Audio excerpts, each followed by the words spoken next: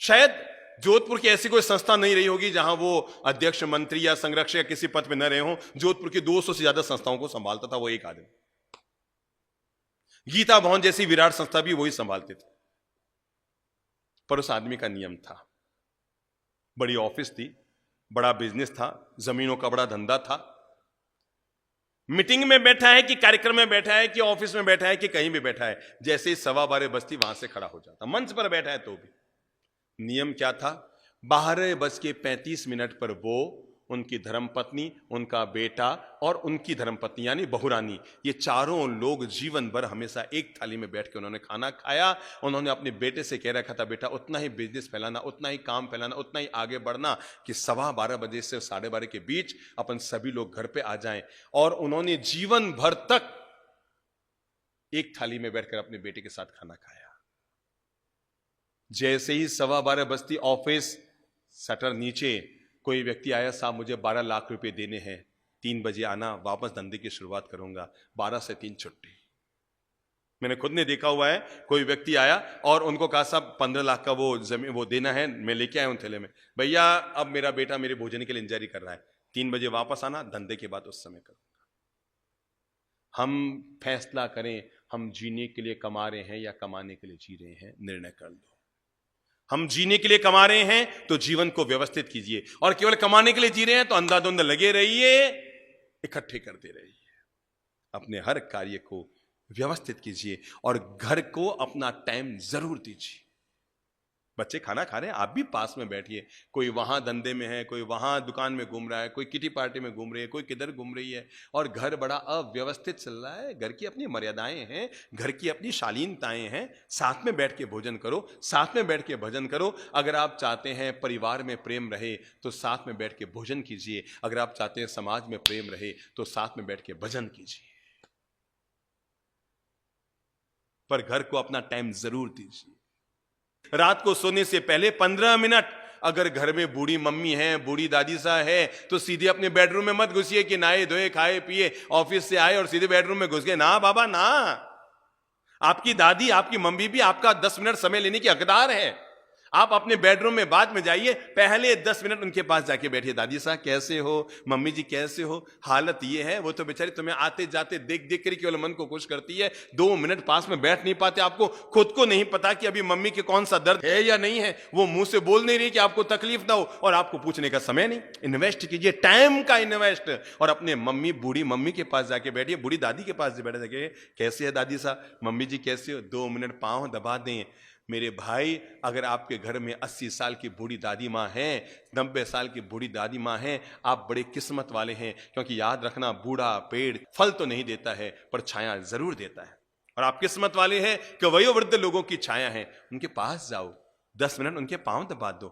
घर में खरा घी है ना, शुद्ध घी है ना, थोड़ा घी निकाला, बहुओं से कहूंगा थोड़ा सा घर का घी लिया, दादी सा के पांव में जाकर धीरे धीरे धीरे धीरे यूं यूं मालिश कर दो। मैं सच कहता हूं, आप तो 5 मिनट उनके पांव में मालिश करेंगे, वो 5 घंटे तक रात भर आपको दुआएं देते रहेंगे।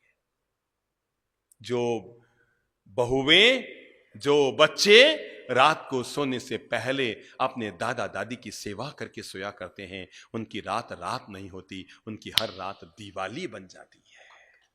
जो रात को सोने से पहले घर की दादी सा अगर हैं, आप पत्नी को 8 घंटे देते हैं, धंधे को 8 घंटे देते हैं, बच्चों को 2 घंटे देते हैं, समाज में 4 घंटे गप्पे मारने में देते हैं, क्या आप में यह जागृति नहीं? जिस मां ने जन्म दिया, जिस पिता ने पूरा जीवन दिया, 15 मिनट उनके पास जाकर उनके सुख दुख का भी पूछूं, जरूर दीजिए। मैं कहूंगा, बड़े बुजुर्गों को आपसे कुछ नहीं चाहिए, केवल आपके टाइम का इन्वेस्ट चाहिए, और अपना 15 मिनट 20 मिनट शांति से जाकर उनके पास बैठो। मम्मी जी कोई सलाह, मम्मी जी कोई काम काज कुछ लेकर आना है, मम्मी जी घर में सब ठीक है ना, आपका भोजन पानी व्यवस्था। 24 घंटे में एक बार बड़े बुजुर्गों के साथ बैठ के खाना खाइए, ताकि आपको पता लगे कि आपकी दादी माँ क्या खा रही है, उनको क्या खाने को मिल रहा है।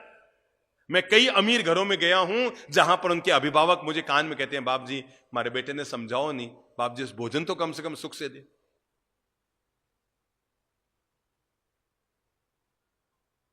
सब कुछ हमने बड़े बुजुर्गों को भाग्य भरोसे छोड़ दिया। कई लोग तो ऐसे हैं जो जॉब के नाम पर, धंधे के नाम पर बेचारे बूढ़ी दादा दादियों को गांव में छोड़कर आ गए, अपने धंधे में लग गए। पत्नी को साथ लाना आपको याद रहा, बच्चों को साथ लाना आपको याद रहा, पर बूढ़े माँ बाप को साथ लाना आपको याद नहीं रहा। वे वहीं रह गए, जब उनका स्वर्गवास हुआ तब आप गांव में गए और जाकर के फिर आपने 800 लोगों का खाना रखा पूरे गांव का। जिस दादी माँ को आपने सुख से कभी कड़ी खिचड़ी भी उनको नहीं खिलाई थी, कभी आटे का हलवा भी सुख से बना के बूढ़ी दादी साहब को आपने नहीं खिलाया था, भगवान के भरोसे अकेले गांव में छोड़कर आए। और जब वो राम राम सत्य हो गई, गोलोकवासी हो गई, जब उसका स्वर्गवास हो गया, आप गए अपने परिवार को लेकर, गांव का जीवन किया, 1000 लोगों का खाना किया, 3 मिठाई बनाई, ये बनाई वो बनाई, पूरे गांव का जीवन किया, एक बड़ी तस्वीर बनाई है, फ्लैक्स में बूढ़ी दादी साहब की एक बड़ी तस्वीर बनाई, गांव वालों को इकट्ठा किया, शांति पाठ का आयोजन किया, तस्वीर के आगे बड़ी सी माला लगाई, कांच लगाया और बड़ा सा दीपक जलाया, धूप जलाया और थाली लेकर आए मां जी को चढ़ाने के लिए। जिस मां को कभी सुख से खिचड़ी खाने को न मिली थी, उस मां के आगे क्या लेकर आए? 4 मिठाइयों से भरी हुई थाली लेकर आए। आपको पता है, तब वो तस्वीर में बैठी हुई मां सोचती है, इस तस्वीर को फाड़कर बाहर निकलूं और मारूं 2 जूत कि जिंदी थी तो सुख से खिचड़ी न खिलाई और ये 4 मिठाइयों का नाटक कर रहा है। मेरे भाई, घर के अभिभावकों को संभालना आपकी जवाबदारी है, और अगर आप इससे अपना मुंह मोड़ते हैं, आप ये मत सोचना आप उनका वर्तमान बिगाड़ रहे हैं। सच्चाई तो ये है, आप अपना भविष्य बिगाड़ रहे हैं, आप अपना बूढ़ापा बिगाड़ रहे हैं। आज उनका है और कल और कल और कल आपका है। जो आज आप कर रहे हैं वो बीज बो रहे हैं, और जो कल आपको मिलेगा वो आपके बोए हुए बीजों का भी फल आपको मिलेगा।